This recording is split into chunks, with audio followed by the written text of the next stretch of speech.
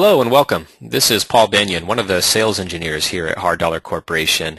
And in today's session, we're going to talk about how you can use the Hard Dollar set of tools for approving and revising timesheets that you receive from the field.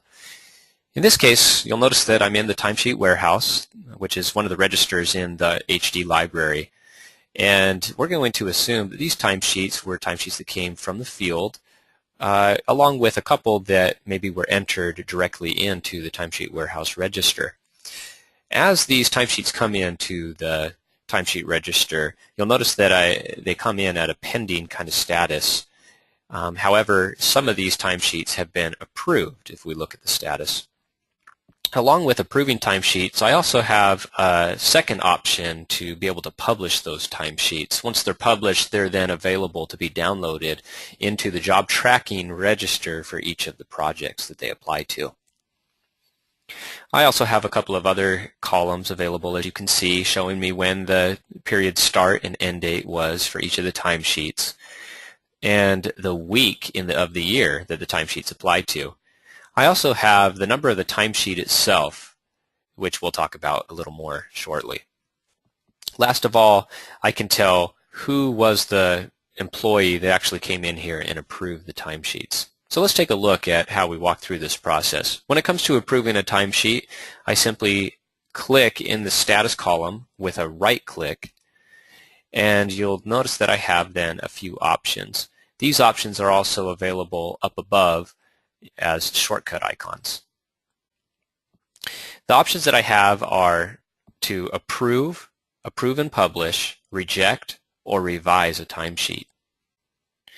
When I reject a timesheet, if that timesheet came in from the field, then the next time that person synchronizes to the office, it will actually send back the timesheet with a rejected status, which then indicates for the employee out in the field that foreman, that superintendent, needs to revise that timesheet.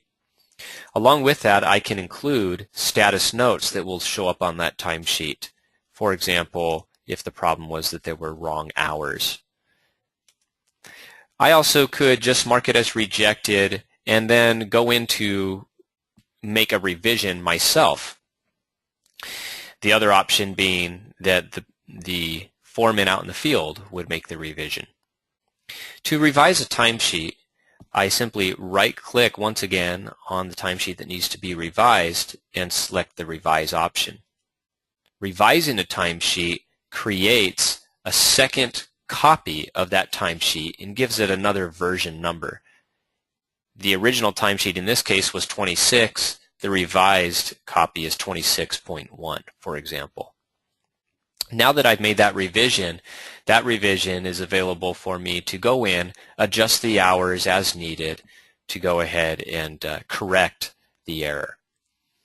If I was out in the field and had received the rejected timesheet, I could do the same process, making a revision copy, adjusting the hours, and sending it back in. This allows for there to be an audit trail. So if there's a dispute or any question, we meet Sarbanes-Oxley compliance in being able to have an audit trail that shows exactly what occurred originally and how it was corrected. When I'm ready to actually approve a timesheet, in this case the revision copy, I simply go down and have one of two options, to approve the timesheet or approve and publish. This depends on the checks and balances that would be set up internally in your organization. If you need a second approval, then you would choose this time to just approve the timesheet and then have a second approval, in which case you would approve and publish.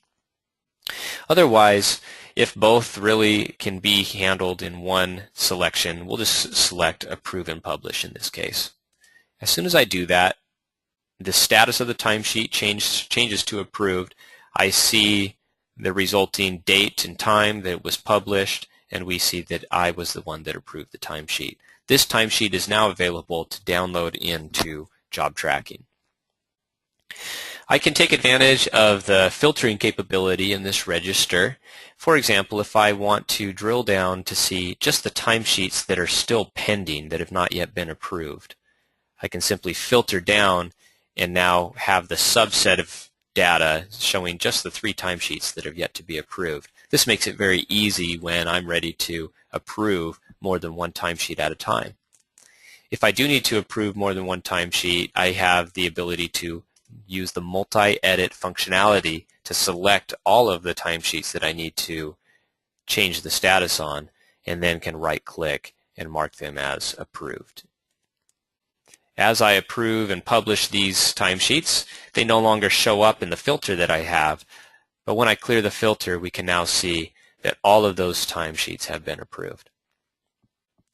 So this wraps up our session for today on how you can use Hard Dollar to approve and revise your timesheets and basically manage them, including having an audit trail to see every step of the process. Thanks a lot, and we'll see you next session.